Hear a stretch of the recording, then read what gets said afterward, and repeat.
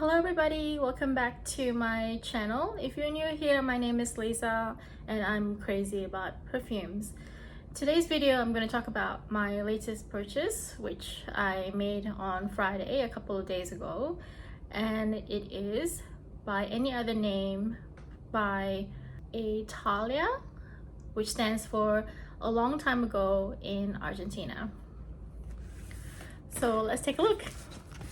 So I purchased it from Mecca. Here's the bag. So this was an in-store purchase. That's the box here. Gorgeous packaging by any other name, or their Parfum. This is their logo. Really cute. I think it's two mermaids. That's their brand name, ALTAIA.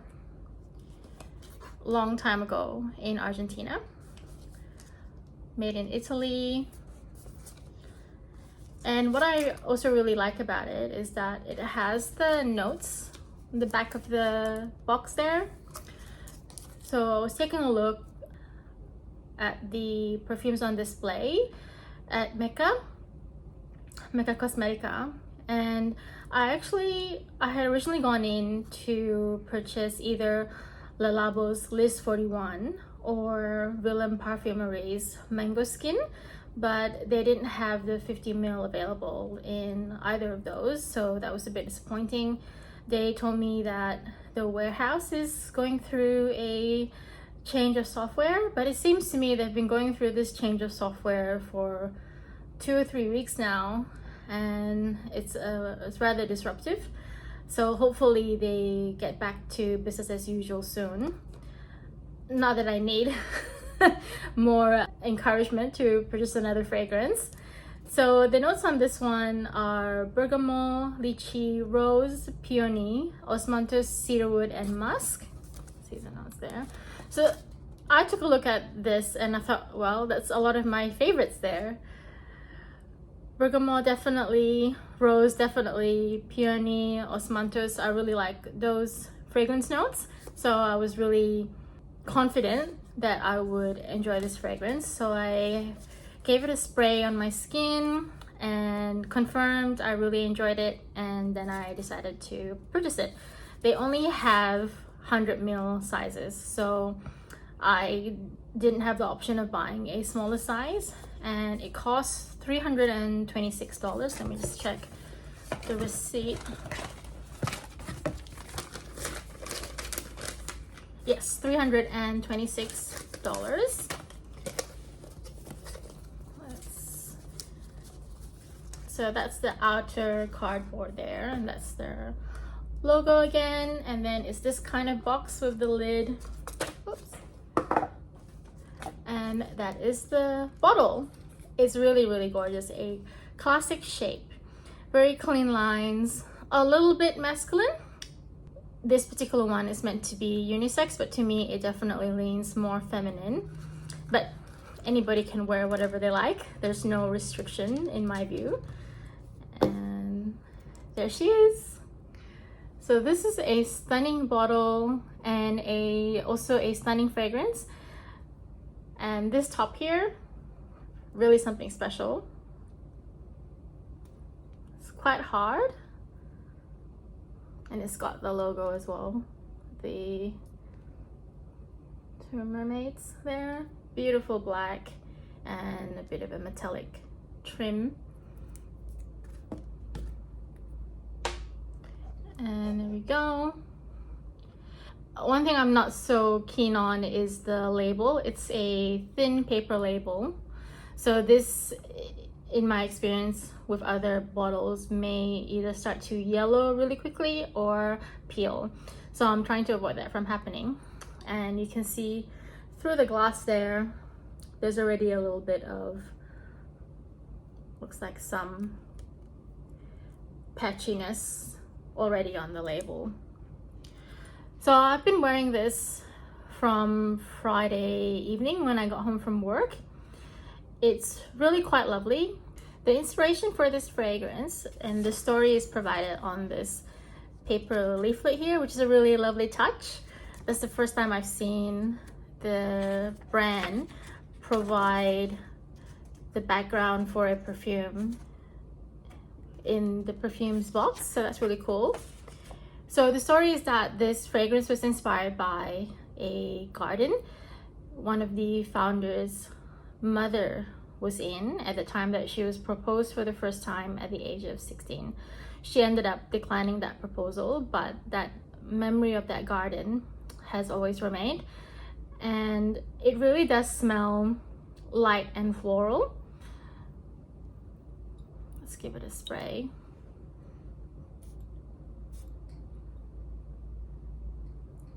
I definitely can smell the citrus right away, and it's got that sharp zing to it, and then it rounds out, so it gets mellow fairly quickly on my skin. And then I can start smelling the peony, the rose. And then with this one, I've noticed that not long after, I start smelling the musk. So for $326, and it says that it's an eau de parfum concentration on my skin. This unfortunately doesn't last as long as I would like. I would say in a few hours, I can no longer smell it. And I've been trying to figure out how many sprays I need for me to be able to smell it on me for longer. So I started off with 4 sprays, then 6, and today I tried 8 and another 2 on my wrist. And so far, I think 8 is probably the best one, and I feel like I could smell it a little stronger on me then. So that to me is quite a different experience from the other eau de parfums that I have in my collection. So I'm kind of wondering what happened there and why an eau de parfum can smell so light. But I do have another eau de parfum, Flora Botanica by Balenciaga, which is also light, and if I didn't look at the label, I would have thought it was an eau de toilette, and it's the same for this one. So it presents more eau de toilette for me. So again, this is another one for this much money. It probably would be a good idea, if you were interested in it, to try and get a sample or a decant in order to be able to try it on and take your time with it and see how it develops on your skin. I actually really love it, and I'm quite happy with this purchase, apart from the fact that it doesn't last as long as I expect an eau de parfum to last. But in terms of the enjoyment of this fragrance, it's beautiful. It really is a stunning fragrance. I'm really very happy that I was able to discover this when I was in store and it was available for me to purchase right away. I just want to talk about the brand as well, because this is my first exposure to the brand too. They've been available at Mecca, but I've never really noticed them because it's not a brand that I recognize. And I may have picked up 1 or 2 and had a sniff from the bottle, but I had never sprayed any on my skin before Friday when I purchased this one. And I think the story is really quite lovely.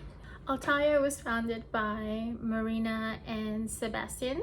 They have a connection with some family members in the past who were based in Argentina, which is where the name is from, a long time ago in Argentina. And 140 years later, Marina and Sebastian, who are descendants of those 2 family members, met in Italy and created their perfume brand. So that's a really cool story, and it's really interesting that people can meet generations later and have that connection in the past. By Any Other Name was launched in 2015. The brand's been around since 2012, and at the moment, based on what I can see on their website, they've got 7 fragrances, all in the 100 ml size. And there's one called Yuzu Son, which based on the notes, might be something I'd be interested in.